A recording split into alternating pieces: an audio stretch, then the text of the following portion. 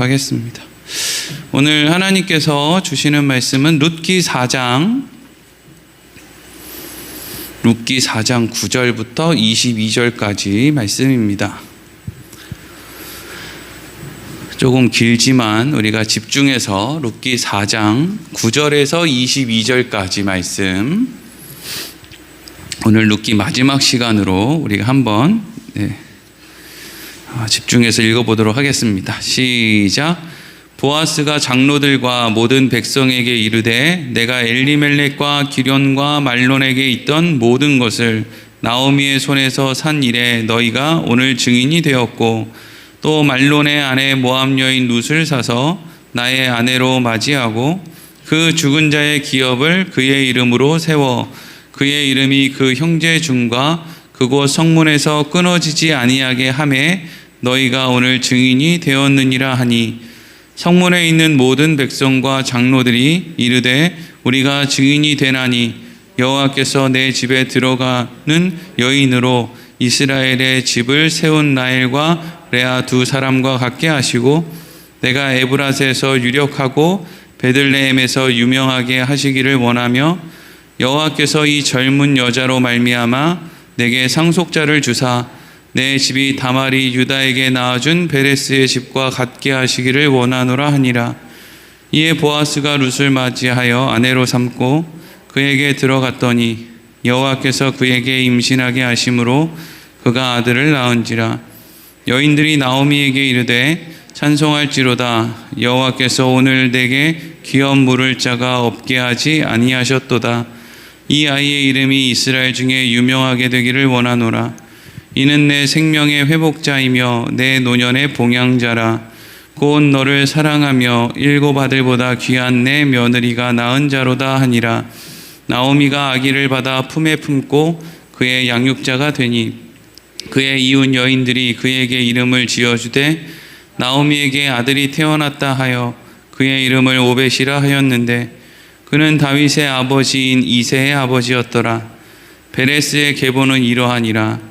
베레스는 헤스론을 낳고 헤스론은 람을 낳았고 람은 아비나답을 낳았고 아비나답은 나손을 낳았고 나손은 살몬을 낳았고 살몬은 보아스를 낳았고 보아스는 오벳을 낳았고 오벳은 이새를 낳았고 이새는 다윗을 낳았더라. 아멘. 오늘은 에베네셀의 하나님이라는 제목으로 말씀을 나누도록 하겠습니다. 우리가 룻기 말씀이지 오늘 마지막 시간으로 이제 나누게 되었는데, 엘리멜렉과 나오미의 가정이 흉년이 되었을 때 하나님이 주신 땅을 버리고 모압으로 떠났다, 이런 말로 이제 룻기가 시작이 됐죠. 그런데 하나님께서 이스라엘 땅에 흉년이 그치게 하시고 다시 양식 주셨다라고 하는 소식을 들었을 때 이제 나오미, 모압으로 가서 다 망해버린 나오미가 다시 고국으로 돌아오게 되었다. 근데 혼자 돌아온 것이 아니라 룻이라고 하는 첫째 며느리와 함께 돌아왔다. 이제 우리가 그 말씀 이제 생각해 보면 하나하나 기억이 나시죠? 보아스의 밭에 우연히 갔는데 거기서 보아스라는 사람을 만나서 안전하게 이삭을 주울 수 있었고, 근데 그것은 우연이 아니라 하나님의 은혜였다. 다른 밭으로 갔거나 아니면 다른 나쁜 마음을 가진 남자들의 손에 걸렸으면 잘못될 수도 있는 환경이, 너무나도 무서운 환경이 이스라엘의 환경이었는데 하필 가장 안전한 밭으로 하나님이 룻을 인도해 주셨다라고 하는 것이죠. 그래서 그곳에서 나오미, 그 시어머니 나오미의 말에 따라서 이렇게 저렇게 이제 행동을 하면서 룻이 이제 그곳에서의 삶을 살다가 하나님의 은혜 가운데 이제 보아스가 룻의 상황을 알고 또 나오미의 상황을 알고, 그래서 엘리멜렉의 기업 물을 그 일을 해주기 위해서 자기보다 우선순위에 있는 기업 물을 자를 불러서 이제 성문에서 그를 만나서 너가 기업을 물어줄래? 이렇게 이제 물었다는 거잖아요. 지난 시간에 처음에 나오미가 소유지를 팔려고 한다. 그러니까 너 그 땅을 살래? 라고 하는 땅에 대한 기업을 물을 자에 대한 책임을 맡겼을 때는 기업 물을 1순위에 있는 사람이 그래 내가 기업을 물으겠다 내가 그 땅을 사겠다. 그래서 나오미를 책임지겠다. 뭐 이제 이런 정도의 대화는 오고 갔단 말이죠. 근데 보아스가 그런데 땅만 살 수는 없고 기업 물을 자의 책임을 나오미의 며느리를 통해서 이제는 애를 낳아줘서 그 가정의 대를 네가 이어줘야 된다라고 하는 말을 했을 때 첫 번째 기업 물을 순위에 있었던 사람이 이렇게 얘기하죠. 내 기업에 손해가 있을까 하여 나는 무르지 않겠다. 난 내가 손해에 있을 것 같아서 안 할 거야. 난 손해보는 거 싫어. 이렇게 거절했다는 거죠. 하나님께서 이스라엘 백성에게 가나안 땅을 거저 주시면서 하나님이 하나님 사랑하는 것과 이웃 사랑하는 것, 형제 사랑하는 것을 명령하셨죠. 공짜로 땅을 주시면서 생명을 주시고 나라를 주시면서 그걸 주시면서 서로 사랑하며 살으라고, 하나님 사랑하라고, 이웃 사랑하라고 이렇게 말씀을 하셨죠. 이 권면이 아니라 명령이죠. 그런데 이건 이웃이 아니라 기업물을 1순위 정도 되면 가까운 친척, 아주 가까운 친척이란 말이죠. 어려서부터 보고 자랐을 것 같은, 나오미와 어려서부터 이제 얼굴을 보면서 자랐을 것 같은 그 엘리멜렉과 어려서부터 같이 놀며 자랐을 것 같은 바로 그 집안의 사람, 그 사람이 뭘 지금 이야기하고 있는 거예요? 돈 때문에 안 할 거야, 이 얘기를 하는 거죠. 정말 절망적인 이야기예요.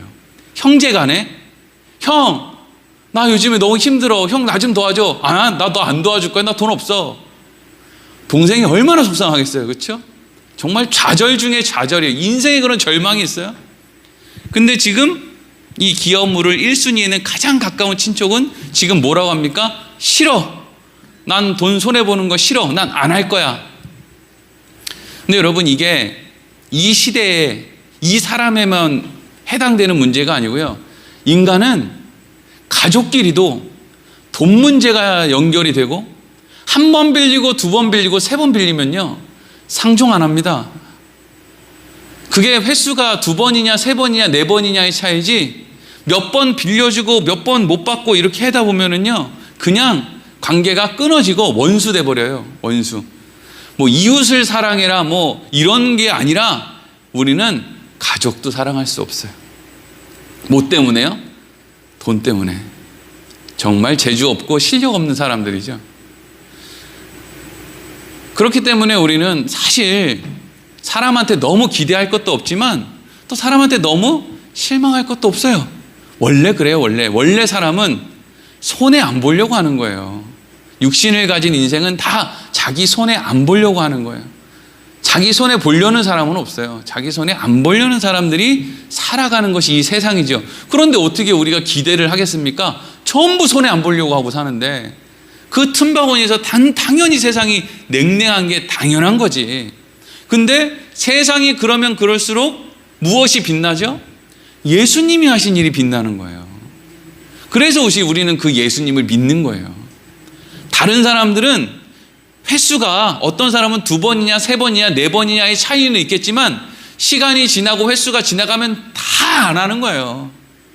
예수님처럼 죽어버리는, 난 죽어버릴게, 뭐 10번이고 100번이고 아니 나는 무한대야, 난 그냥 죽어버릴게 라고 하는 식으로 우리에게 접근하는 존재는 세상에 예수님밖에 없어요. 부모도 못 그래요. 부모도 자식한테 그렇게 안 한다고요. 근데 예수님은 어떻게 한다고요? 죽어버렸단 말이죠. 그러니까 예수님은 정말 믿을만 해서 믿는 거지, 믿어야 천국행 티켓을 얻어서 믿는 게 아니에요. 예수님 말고는 믿을 분이 없어요. 그래서 우리는 예수님을 믿죠. 기업물을 1순위에 있는 사람이 돈 때문에 거절을 해요. 아마 이 사람은 난 지금 조금 창피하고 민망하지만 잘 선택했어. 시간 지나면 사람들이 다 나 잘했다고 칭찬할 거야. 아주 지혜로웠어 라고 생각을 하고 돌아섰을 거예요.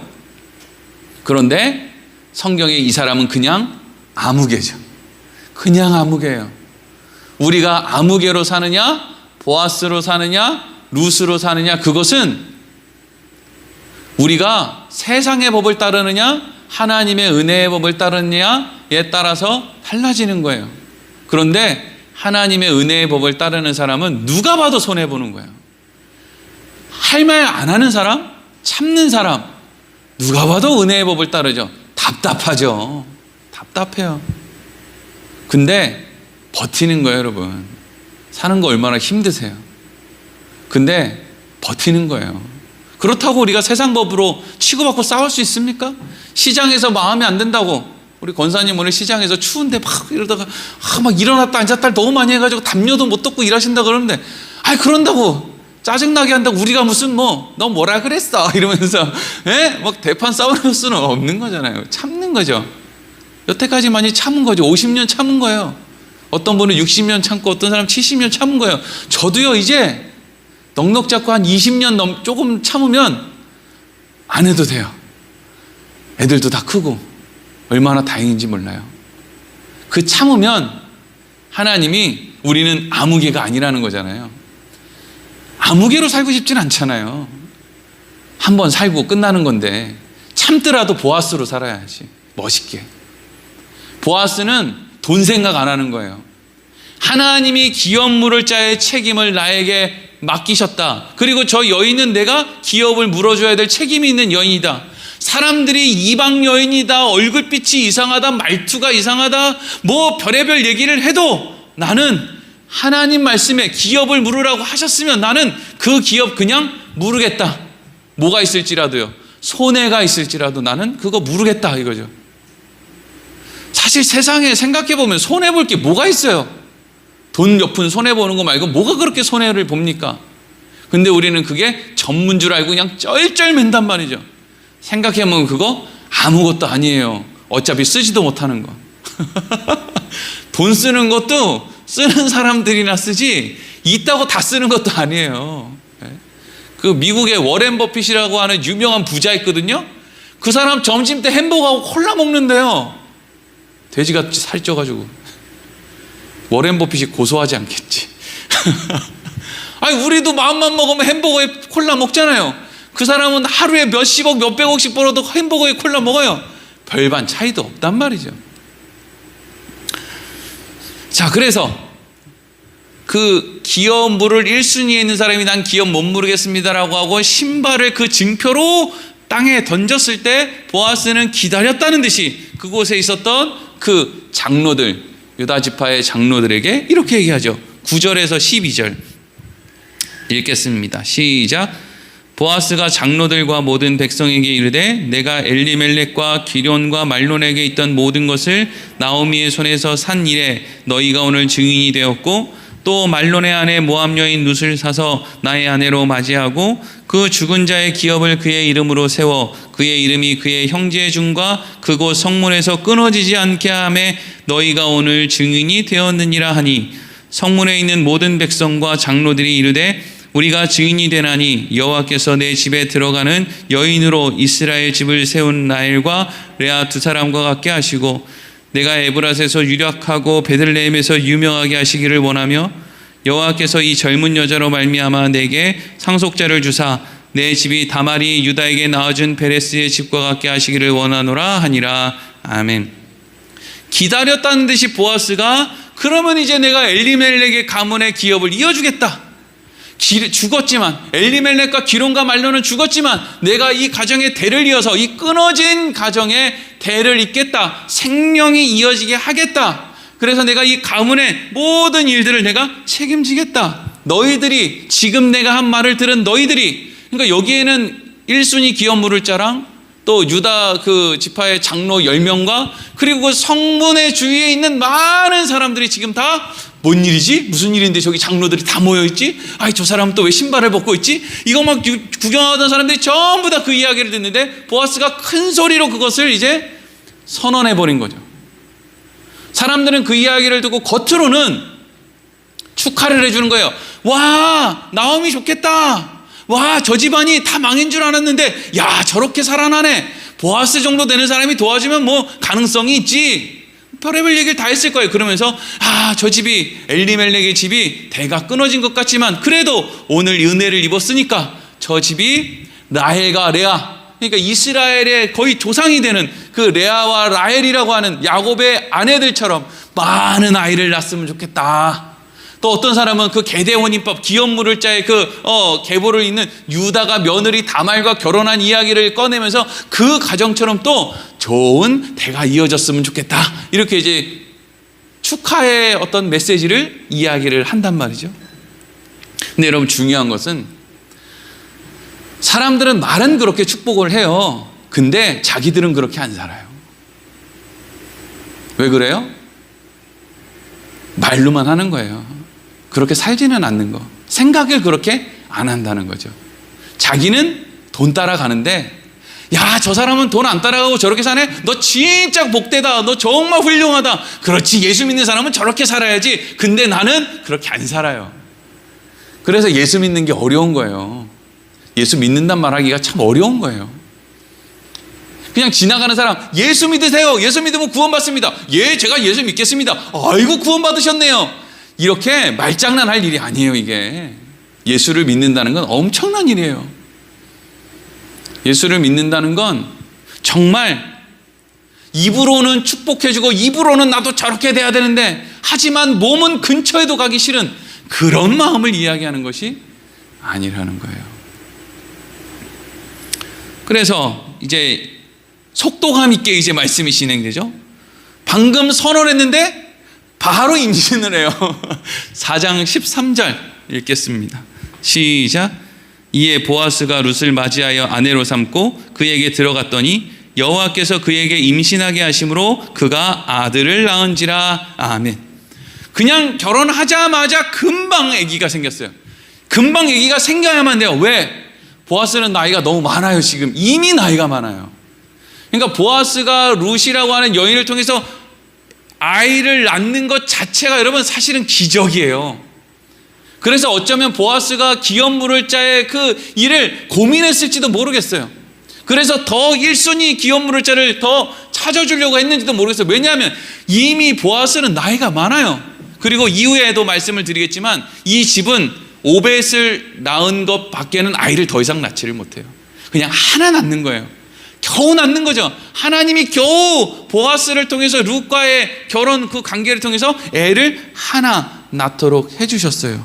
노년의 나이에 있던 보아스는 정말 기적적으로 아이를 낳게 된 거죠. 그랬더니 보아스와 룻 사이에 아이가 태어났는데 사람들은 지금 다 누구에게 가서 축하를 해주느냐? 보아스와 룻에게 가서 축하해 주는 게 아니라 나오미한테 가서 축하를 해주는 거예요. 왜? 이 애는 낳기는 여기서 낳는데 실제 소유는 누구예요? 엘리멜렉과 나오미예요. 그래서 기업물을 1순위에 있는 사람이 안 낳아주려고 했던 거예요. 내가 낳아줬는데 그거 내 핏줄이 다른 데로 가면 얼마나 보고 싶고 저거 내 건데, 이런 생각이 얼마나 욕심이 나겠어요. 그렇죠? 14절에서 16절 읽겠습니다. 시작. 여인들이 나오미에게 이르되 찬송할지로다. 여호와께서 오늘 내게 기업 물을 자가 없게 하지 아니하셨도다. 이 아이의 이름이 이스라엘 중에 유명하게 되기를 원하노라. 이는 내 생명의 회복자이며 내 노년의 봉양자라. 곧 너를 사랑하며 7 아들보다 귀한 내 며느리가 낳은 자로다 하니라. 나오미가 아기를 받아 품에 품고 그의 양육자가 되니. 아멘. 보아스와 룻이 아이를 낳자마자 아이를 그 나오미에게 그냥 보내버렸어요. 뭐 젖을 떼고 보냈는지 바로 보냈는지 뭐 정확하게 기록은 안 됐지만 하여튼 미련이 남지 않을 정도로 그냥 하여튼 그 아기를 그냥 바로 보내버렸어요. 그리고 그 아이를 이제 나오미가 안고 아주 그냥 막 신이 난 거죠. 야, 이제 이 아이를 잘 키우면 우리 집안이 대가 끊기지 않겠다. 얼마나 더 예뻤겠어요, 그 애가. 근데 여러분, 여기서 우리가 생각해 볼 것은 나오미는 이런 일을 겪을 만한 여인이 아니라는 거예요. 나오미는 이런 일을 겪을 자격이 없는 여인이에요. 흉년이 됐다고 다른 사람은 다 약속의 땅 버티고 있는데 지들은 뭐 잘났다고 얼른 도망가가지고 돈 번다고 정신없고, 근데 돈 벌면 자리라도 벌지 다 망하고 죽고 아주 그냥 집이 아주 그냥 몰락해가지고 주저앉아가지고 겨우 그 집골 돼서 고향으로 돌아와.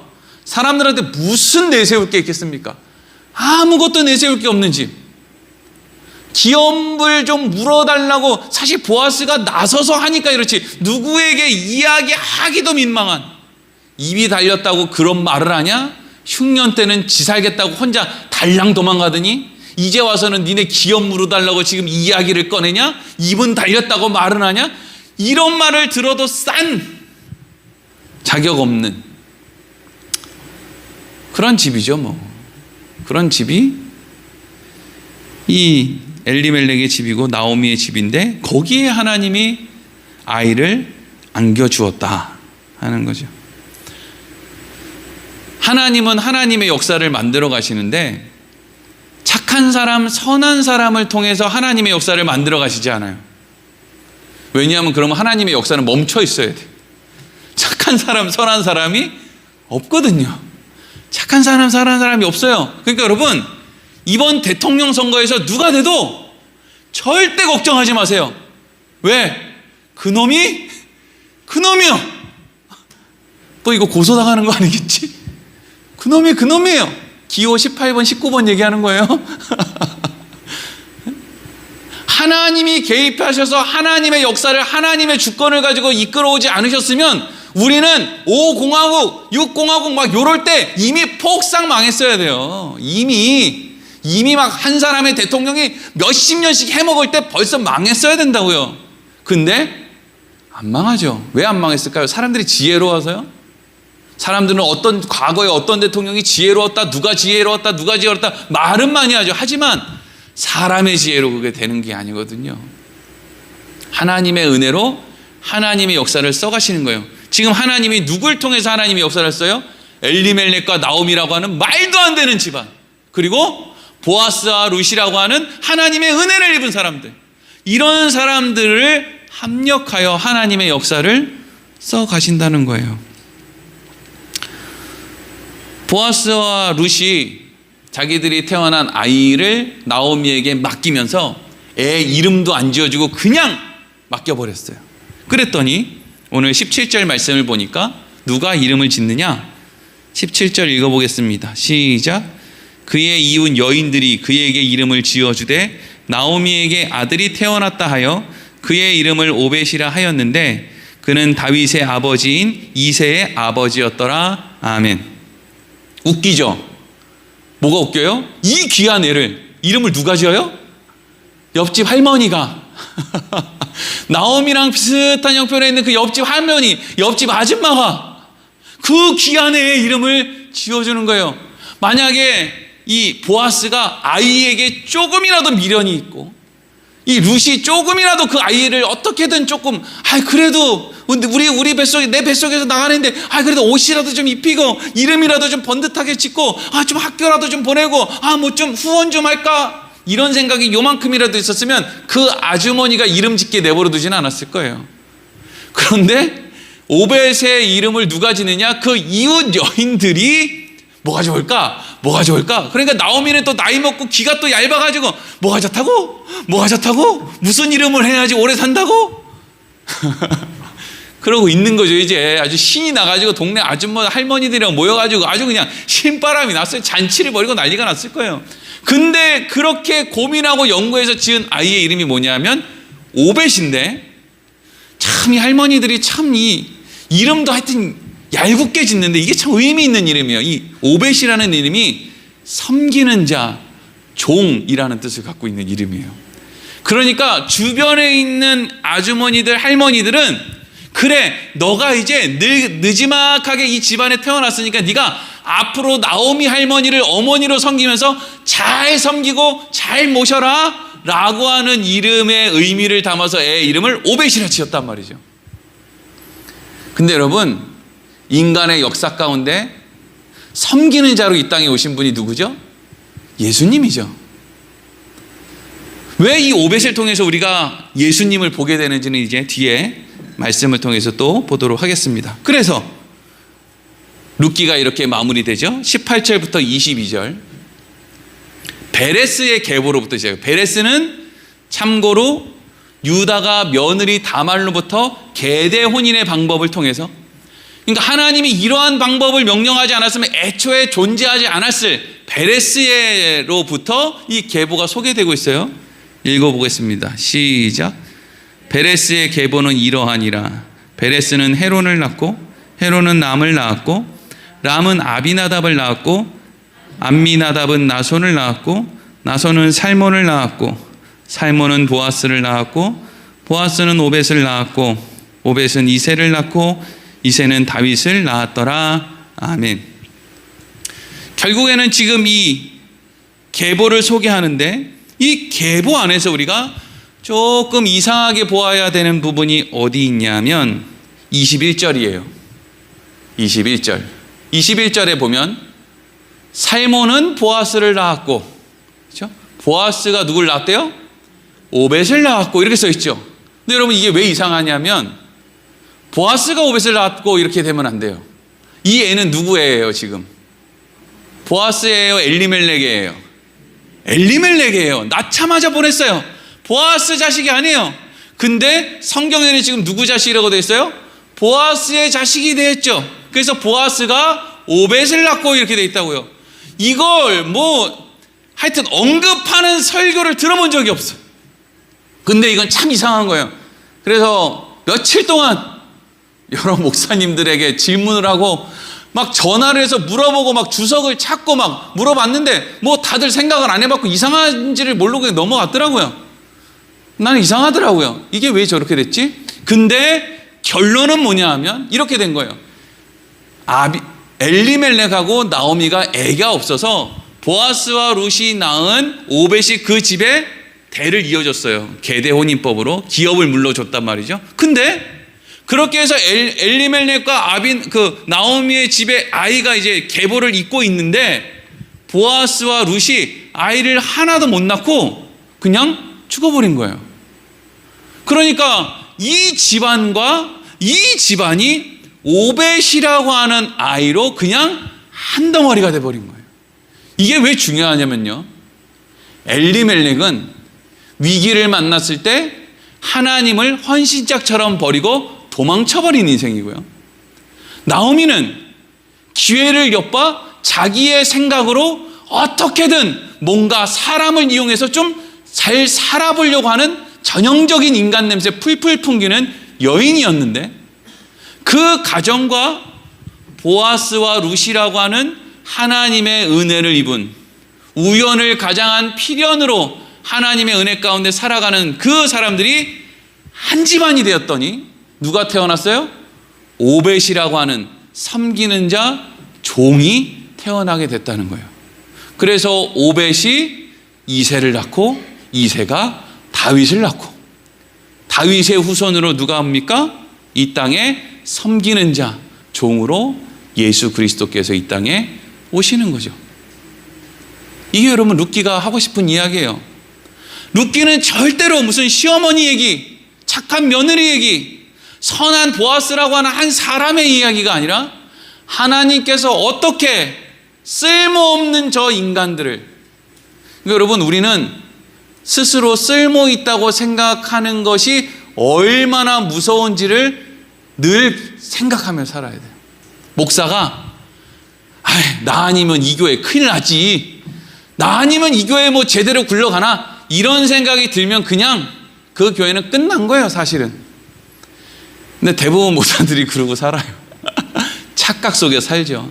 나 말고도 할 사람이 줄을 서 있는데 그냥 착각 속에 살아요. 하나님의 은혜로 내가 이렇게 삽니다 라고 하는 그 생각을 놓치면요 망하는 거예요. 그때부터 자기 인생 자기 자신의 힘으로 살아야 되는 거예요. 말이 좋아, 자격 있는 사람이 좋지, 자격 있는 사람이라는 생각으로 살기 시작하면 그때부터 내 인생, 내 자식 인생, 내 가족 인생 한 치 앞도 모르는데 앞날 전부 다 내가 감당하면서 내가 책임지고 살아야 된다는 이야기예요. 할 수 있겠습니까 그거? 하나님께서 모든 사람들, 보아스도 룻도 나오미도 엘리멜렉도 기론도 말론도 기업 물을 자도 누구도 유다 지파의 장로들도 다 보면 자격이 없는 인생들이에요. 그 자격 없는 인생에 하나님의 은혜가 덧입혀지니까, 원래 자격 없는 인생들은 대가 끊겨야 마땅한데 하나님의 은혜가 그들을 덮으니까 그 안에서 계대 혼인법으로 다시금 생명이 만들어져서 그곳에 기업이 이어지게 된다 하는 거죠. 그 예수님이 이 땅에 오신 거예요. 원래는 우리는 대가 끊어져야 된단 말이죠. 그냥 끝나는 인생이죠. 근데 나는 끝나버리고 말았는데 나 대신에 예수님이 우리에게 오셔서 우리의 대를, 생명을 이어주시는 거예요. 룻기의 말씀을, 이거는 이제 이 뒷부분은 이제 제 생각인데, 여러분 룻기의 말씀을 누가 기록했다라고 대부분의 사람들, 신학자들이 생각하냐면 사무엘 선지자가 기록했다고 생각을 하거든요. 그러니까 사사기 말기에 사사시대 때 있었던 은혜로운 일을 사무엘이 잘 기록해서 당시 이스라엘 백성들의 어떤 믿음을 이렇게 고취시키기 위해서 사무엘 선지자가 이걸 글로 묶어서 사람들에게 읽혔단 말이죠. 그래서 그 글 끝에는, 그러니까 이게 뭐 앉은 자리에서 처음 엘리멜렉의 사건부터 오늘 뒤에 있는 그 족보까지 한 번에 다 적어가지고 그걸 무슨 오늘날 무슨 책 출판하듯이 나눠졌다 이런 게 아니라, 뭐 우리 기준으로 따지면 룻기 1장을 적어서 사람들한테 나눠주고, 시간이 좀 지나서 2장을 기록해서 또 나눠주고, 진짜로 장을 그렇게 사무엘이 잘랐다는 게 아니고요. 그런 식으로, 이때는 뭐 종이도 없고 하니까 두루마리에, 여러분 이거 한번 읽어보세요. 옛날에 엘리멜렉과 나홈이라고 하는 사람이 모압 땅으로 이렇게 어려울 때 가나안 땅을 버리고 떠났습니다 라고 하는 것부터 해서 조금씩 기록을 해서 사람들에게, 시간은 조금 오래 걸렸지만 사람들에게 이렇게 나눠주지 않았을까. 그래서 그것을 통해서 사무엘 선지자가 이스라엘 백성들에게 하고 싶은 이야기가 뭐였을까요? 하나님의 은혜예요. 하나님의 은혜요. 사무엘 선지자가 미스바에서 이스라엘 백성들을 데리고 부흥회를 열거든요. 부흥회는 하나님의 은혜를 다시 깊이 생각하는 게 부흥회예요. 기도 세게 하고 크게 해서 능력 받는 건 그건 무당인들이나 하라 그러세요. 그거에서 인생 변화되는 사람 하나도 없어요. 목사가 호통쳐가지고 변화되는 성도는 하나도 없어요. 개중에 변화되는 성도가 있으면 그건 다 하나님의 은혜를 깊이 알게 됐기 때문이에요. 야, 하나님이 나한테 이렇게 좋은 일 하셨구나. 하나님의 은혜를 깊이 알면 알수록 사람이 변하는 거지, 누구의 권면, 비난, 비판, 누구의 잔소리, 그러니까 여러분 부인이 됐든 남편이 됐든 배우자한테 잔소리할 필요도 없어요.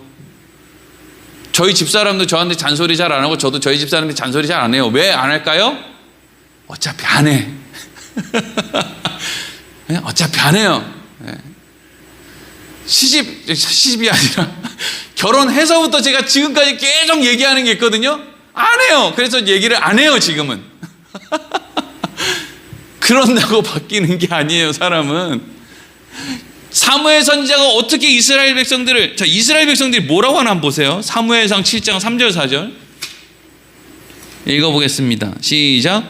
사무엘이 이스라엘 온 족속에게 말하여 이르되 만일 너희가 전심으로 여호와께 돌아오려거든 이방 신들과 아스타롯을 너희 중에서 제하여 버리고 너희 마음을 여호와께로 향하여 그만 섬기라. 그리하면 너희를 블레셋 사람의 손에서 건져내시리라. 이에 이스라엘 자손들이 바알들과 아스타롯을 제거하여 여호와만 섬기니라. 아멘. 근데 여러분 이게 너무 이상한 게, 사람은요 목에 칼이 들어와도 방금 전까지 자기들이 바알과 아스타롯을 그렇게 섬겼으면, 여러분 무당 목에 칼을 들이댄다고 그 무당이 섬기던 장군님을 버리겠습니까? 이게 무슨 뭐 교회 다니고 예수 믿는 사람들만 너 죽을래 예수 믿을래 뭐 이런 거 이제 하면은 우리만 막 아니 난 죽어도 예수 믿겠어 이거 할 것 같잖아요. 근데 우리가 셀까요? 진짜 그 무당들이 셀까요? 그게 정말 진리라면 무당들도 장군님 잘 못 버리거든요. 근데 여러분 지금 이제까지 바알과 아세라, 아스다롯 이것을 그냥 목숨처럼 섬기던 이스라엘 백성들이 도대체 사무엘이 뭔 얘기를 하고 그들 마음에 무슨 생각이 들어가는데 이 사람들이 자기들이 들고 있던 우상을 다 집어던지고 우리가 여호와만 섬기겠습니다 이렇게 했을 거냔 말이죠. 룻기 안에 있는 그 하나님의 은혜, 자격 없는 우리를 여전히 버리지 않고 함께 해주고 계신 하나님의 그 은혜, 생각해보면 벌써 버려도 옛날에 버렸어야 되는데 아직도 버리지 않고 아직도 괜찮다, 쓸만하다, 할 수 있다 라고 해주시는 그 하나님의 은혜를 이스라엘 백성들에게 전했을 때 이스라엘 백성들이 여전히 자격 없는 우리에게 은혜를 베풀어 주신 하나님의 그 은혜를 마음 가운데 새겼을 때 사람은 더 좋은 게 들어와야 안 좋은 걸 내려놓잖아요. 하나님의 은혜가 들어오니까 그제서야 몰라요. 바알과 아스다로 신상을 놓는 거예요. 이 룻기라는 책이 그렇게 만들었습니다. 이렇게는 아니라도 이 안에 있는 그러한 내용의 메시지들이 이 당시에 사무엘 선지자를 통해서 이스라엘 백성들에게 전해지지 않았을까. 그래서 사무엘 선지자가 또 이런 얘기를 해요. 사무엘상 7장 12절에 읽어보겠습니다. 시작. 사무엘이 돌을 취하여 미스바와 센 사이에 세워 이르되 여호와께서 여기까지 우리를 도우셨다고 그 이름을 에벤에셀이라 하니라. 아멘. 에벤에셀은요, 도움의 돌이에요. 도움의 돌. 그러니까 이 돌은 하나님의 도움을 상징한다라고 해서 에벤에셀, 도움의 돌. 그러니까 이 돌멩이가 중요한 게 아니라 이게 하나님이 우리를 도왔다라는 상징의 이제 돌이라는 거예요. 근데 이 돌을 볼 때마다 이스라엘 백성들은 무슨 생각을 하느냐? 하나님이 나를 도울 이유가 없는데, 우리는 바알과 아스타롯을 섬겼는데, 우리는 나오미처럼 흉년이 됐을 때 하나님으로부터 떠났는데, 그리고 우리 힘으로 살겠다고 아등바등 거리다가 남편 죽고 두 아들 죽고 더 이상 이제는 생명을 이을 기대가 아무것도 남지 않았는데, 그럼에도 불구하고 하나님이 어떻게 했다는 거예요? 도왔다는 거예요. 자격 없는데 사기치고 도둑질하고 거짓말하고 사람 죽이고 별짓을 다 해서 이제는 나한테 소망이 없겠구나 하고 불 꺼놓고 저 구석에서 죽을 시간만 보내고 있는데 하나님이 부르셨다는 거예요. 그래서 뭘 만들어요? 도우시는 하나님. 자격이 없는, 그러니까 가로 열고 자격이 없는 나를 도우시는 가로 닫고 하나님이죠. 그 하나님을 이스라엘 백성들이 마음에 다시금 새기게 됐을 때, 회복하게 됐을 때 이스라엘 백성들에게 부흥이 일어나게 되었다, 회개가 일어나게 되었다 하는 거예요. 그게 이제 룻기를 통해서 우리가 얻어야 되는 귀한 교훈이죠. 기도로 마치도록 하겠습니다.